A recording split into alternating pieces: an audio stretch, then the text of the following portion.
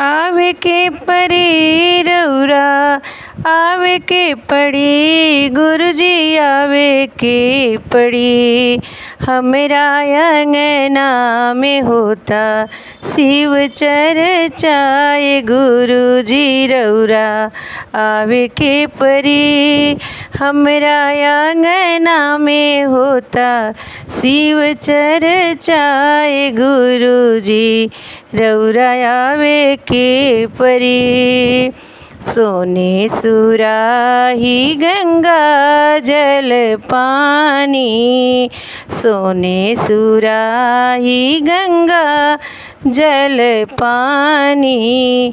अपना अंगनवा में चरण पखारब शिव गुरुजी रउरा आवे के परी।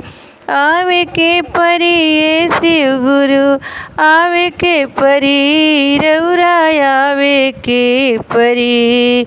हमरे अंगना में होता शिव चर्चाए शिव गुरु आवे के पड़ी।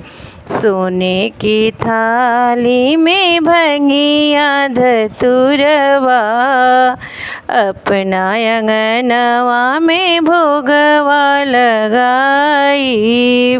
सोने की थाली में भंगिया धतुरवा अपना अंगनवा में भोगवा लगाई।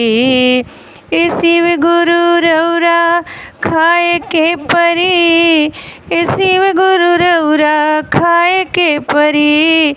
आवे के परी शिव गुरु आवे के पड़ी। हमरा अंगना में होता शिव चर्चाए शिव गुरु आवे के पड़ी। हमरे अंगना में होता शिव चर्चाए शिव गुरु आवे के पड़ी। कंचन थाल कपूर के बाती अपने अंगनवा में आरती उतारब। कंचन थाल कपूर की बाती अपने अंगनवा में आरती उतार।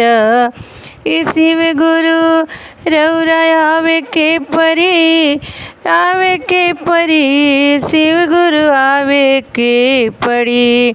हमरा अंगना में होता शिव चर्चाए गुरुजी रउरा आवे के पड़ी। आवे के पड़ी गुरुजी आवे के पड़ी गुरुजी आवे के पड़ी। हमरा अंगना में होता शिव चर्चाए गुरुजी रउरा आवे के